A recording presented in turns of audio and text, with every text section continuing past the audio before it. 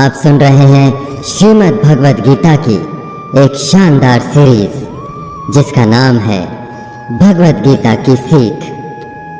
मित्रों, आज हम इस श्रृंखला के सबसे महत्वपूर्ण पड़ाव पर आ चुके हैं, जहां भगवान श्री कृष्ण अर्जुन को अपने विराट विश्व रूप का दर्शन कराते हैं। आज हम भी शब्दों के माध्यम से प्रभु के विराट रूप का दर्शन करेंगे और जानेंगे कि श्रीमद् भगवद गीता के 11वें अध्याय से क्या सीखा जा सकता है।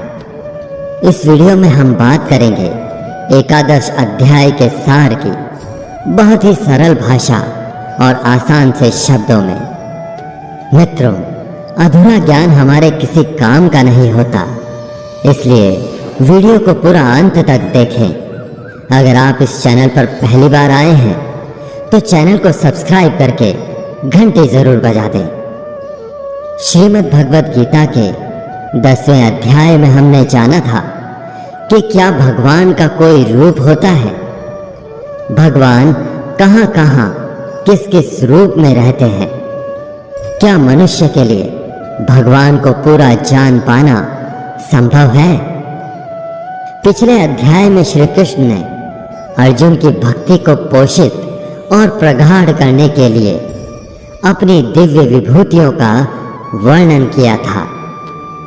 अध्याय के अंत में वे स्पष्ट रूप से अपने असीम विश्व रूप का उल्लेख करते हुए कहते हैं कि उसमें दिखाई देने वाले सभी सौंदर्य, ऐश्वर्य, तेज और शक्तियों को उनके तेज का स्फुलिंग मानो।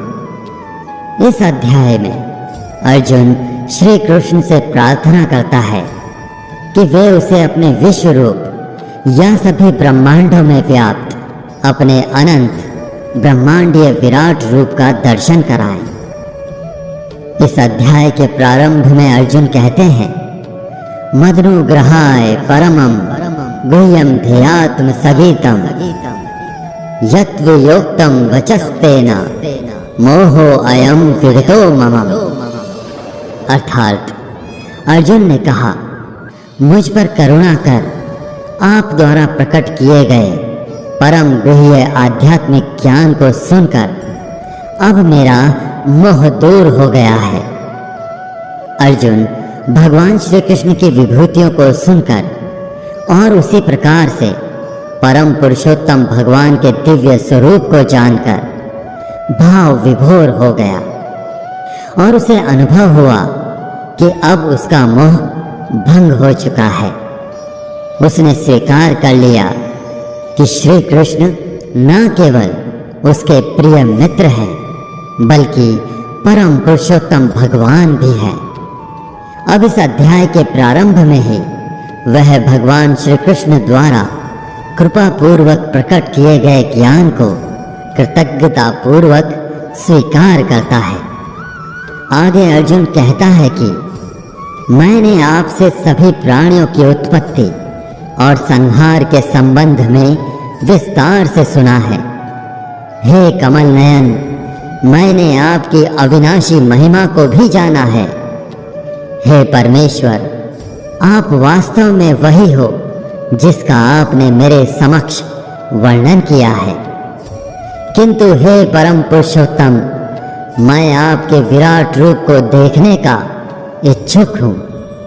सभी अप्रकट शक्तियों के स्वामी हे भगवान, यदि आप यह सोचते हैं कि मैं इसे देखने में समर्थ हूँ, तब मुझे अपना अविनाशी विराट स्वरूप दिखाने की कृपा करें। इस पर भगवान श्री कृष्ण कहते हैं कि पश्य मे पार्थ रूपाणि शतशोऽथ सहस्रशः नाना विधानि दिव्यानि नाना वर्णाकृतीनि च। अर्थात परमेश्वर ने कहा, हे पार्थ, अब तुम मेरे सैकड़ों और हजारों अद्भुत दिव्य रूपों को विभिन्न आकारों और बहुरंगी रूपों में देखो। श्री कृष्ण कहते हैं, हे अर्जुन, सभी चर और अचर सहित समस्त ब्रह्मांडों को एक साथ मेरे विश्व रूप में देखो। इसके अतिरिक्त तुम जो कुछ भी देखना चाहो तो वह सब मेरे विश्व रूप में देखो, परंतु तुम अपनी इन भौतिक आंखों से मेरे दिव्य ब्रह्मांडीय स्वरूप को नहीं देख सकते हो। इसलिए मैं तुम्हें दिव्य दृष्टि प्रदान करता हूं। अब मेरी दिव्य विभूतियों को देखो। तब श्री कृष्ण अर्जुन पर कृपा करते हुए उसे अपनी दिव्य दृष्टि प्रदान करते हैं, जिसे प्राप्त कर अर्जुन परम पिता परमेश्वर श्री कृष्ण के शरीर में संपूर्ण सृष्टि का अवलोकन करता है। इसके बाद जो कुछ भी अर्जुन ने देखा वह वास्तव में उसकी कल्पना से परे था। उसने देखा कि भगवान का ना तो कोई आरंभ था, ना कोई मध्य था और ना ही कोई अंत था। अर्जुन ने भगवान के दिव्य विराट रूप में असंख्य मुख और आंखों को देखा।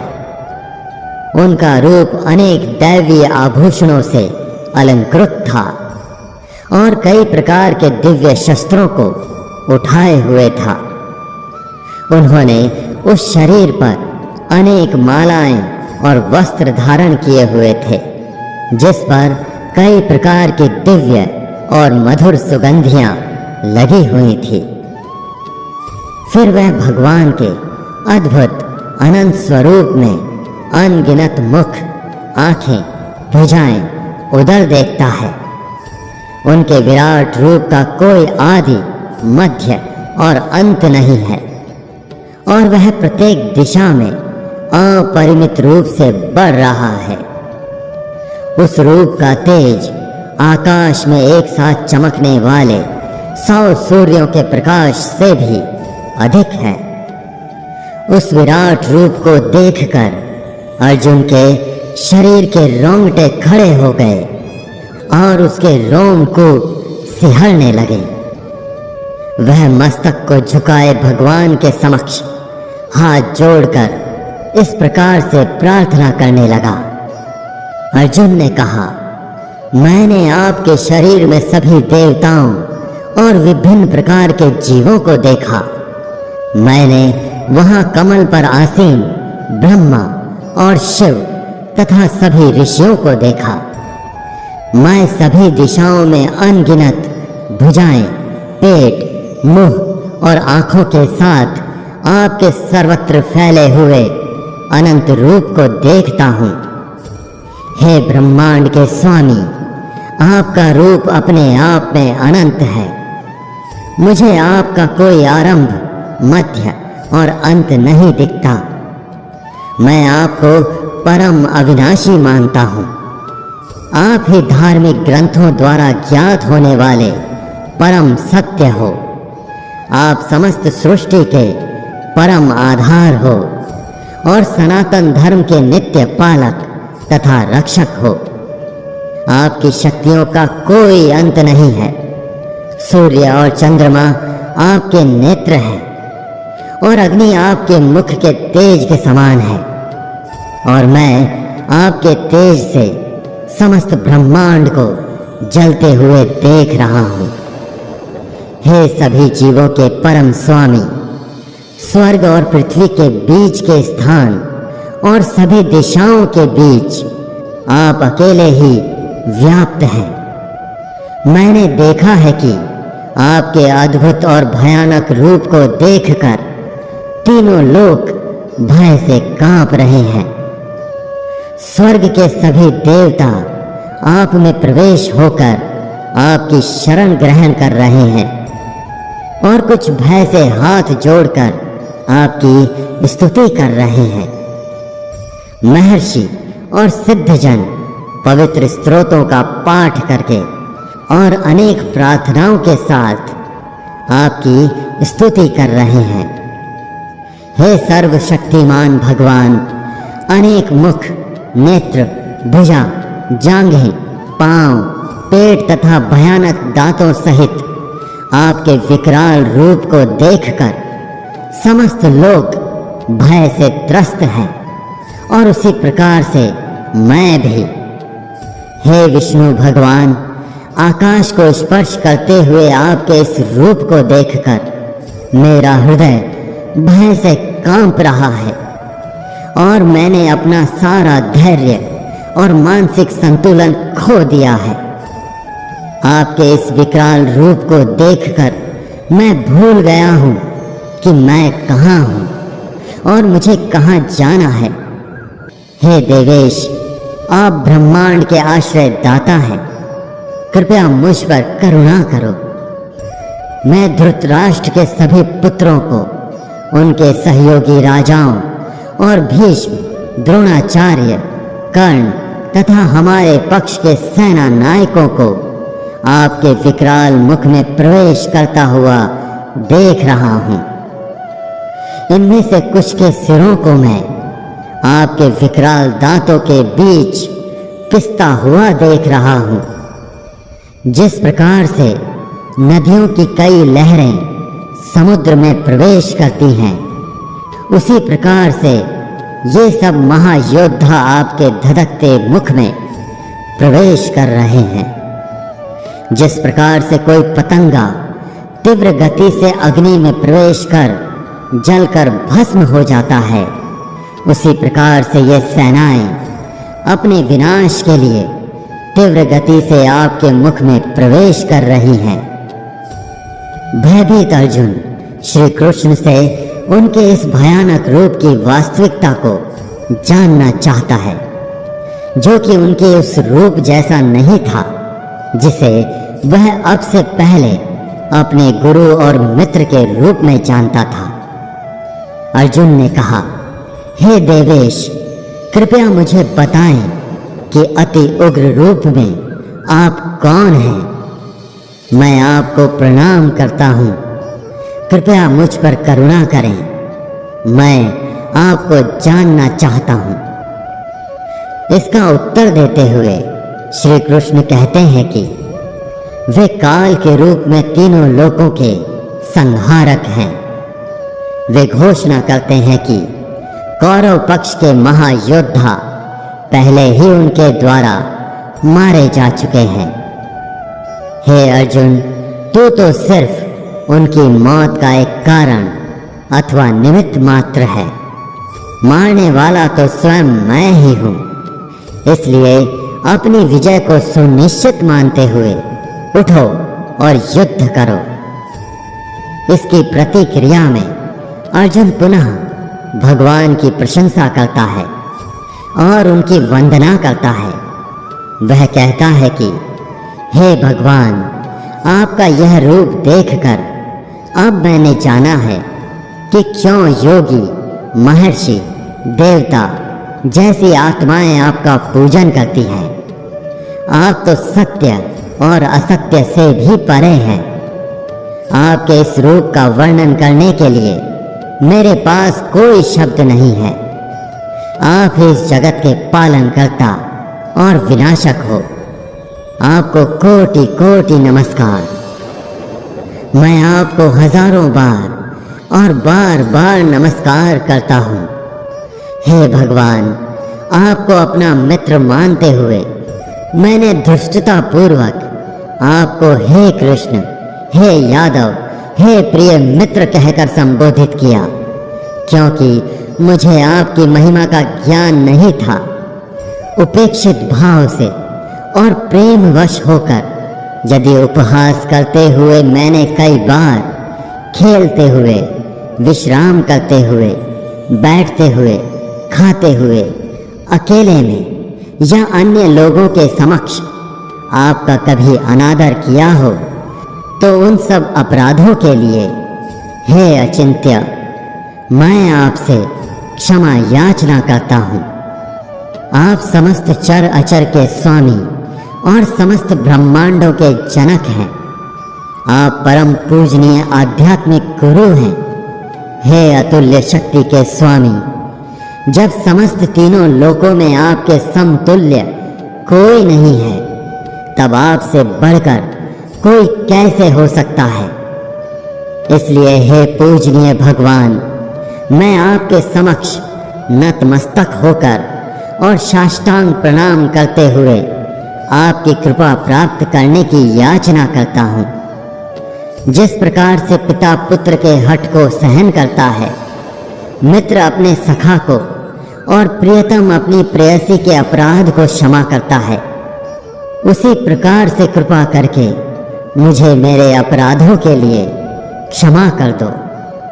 पहले कभी ना देखे गए आपके विराट रूप का अवलोकन करके मैं अत्यधिक हर्षित हो रहा हूँ और साथ ही साथ मेरा मन भय से कांप रहा है। इसलिए हे देवेश, हे जगन्नाथ, कृपा मुझ पर दया करें और मुझे पुनः अपने आनंदमयी स्वरूप को दिखाएं। श्री कृष्ण उसकी प्रार्थना को स्वीकार करते हुए कहते हैं, हे अर्जुन, मैंने तुम्हारे आग्रह पर वह रूप दिखाया है जिसको आज तक कोई भी मनुष्य नहीं देख पाया है और ना ही कभी देख पाएगा। मेरे इस अनंत रूप को देखकर तुम ना तो भयभीत हो और ना ही मोहित हो। भय मुक्त और प्रसन्न चित्त होकर मेरे पुरुषोत्तम रूप को देखो। और इस प्रकार भगवान ने अपना चतुर्भुज रूप प्रकट किया और फिर अपना 2 भुजाओं वाला सुंदर रूप प्रदर्शित कर भयभीत अर्जुन को सांत्वना दी। अर्जुन ने कहा, हे जनार्दन, आपके 2 भुजाओं वाले मनोहर रूप को देखकर मुझ में आत्म संयम लौट आया है और मेरा चित्त स्थिर होकर सामान्य अवस्था में आ गया है। भगवान अर्जुन को बताते हैं कि अर्जुन भगवान के जिस विश्व रूप को देख चुका है उसका दर्शन करना अत्यंत कठिन है। उनके साकार रूप को ना तो वेदों के अध्ययन द्वारा और ना ही तपस्या, दान या अग्निहोत्र यज्ञों द्वारा देखा जा सकता है। लेकिन अर्जुन, मैं जिस रूप में तुम्हारे समक्ष खड़ा हूँ उसे केवल विशुद्ध और अनन्य भक्ति से देखा जा सकता है और उसमें एकीकृत हुआ जा सकता है। वे जो मेरे प्रति अपने कर्तव्यों का पालन करते हैं, जो मुझ पर ही भरोसा करते हैं, आसक्ति रहित रहते हैं और किसी भी प्राणी से द्वेष नहीं रखते, ऐसे भक्त निश्चित रूप से मुझे प्राप्त करते हैं। दोस्तों, गीता के इस अध्याय से हम आज के समय में यह सीख सकते हैं कि अगर हम अपने जीवन में सच्चे मन और लगन के साथ मेहनत करते हैं तो हमें सफलता निश्चित ही मिलती है। मगर कई बार हमें अपनी सफलता को पाकर विश्वास नहीं होता। हमें पता ही नहीं लगता कि हमने कितनी मेहनत कर ली है और जब सफलता हमारे सामने आती है तब भी लगता है कि यह तो बहुत बड़ी सफलता है, मैंने इतनी मेहनत तो की ही नहीं थी। और दोस्तों, यही महान लोगों का एक गुण भी है। वे मेहनत तो करते हैं लेकिन उनको यह भी आभास नहीं रहता कि वह कितनी मेहनत कर रहे हैं। यह उनके बड़प्पन को दिखाता है और यही उनकी सफलता का राज भी होता है। मित्रों, मैं आशा करता हूँ कि आपने इस वीडियो से बहुत कुछ सीखा होगा। वीडियो को लाइक और शेयर करके कमेंट में जय श्री राधे कृष्ण अवश्य लिखें और ऐसे ही ज्ञानवर्धक वीडियोस पाने के लिए अनमोल साथी चैनल को सब्सक्राइब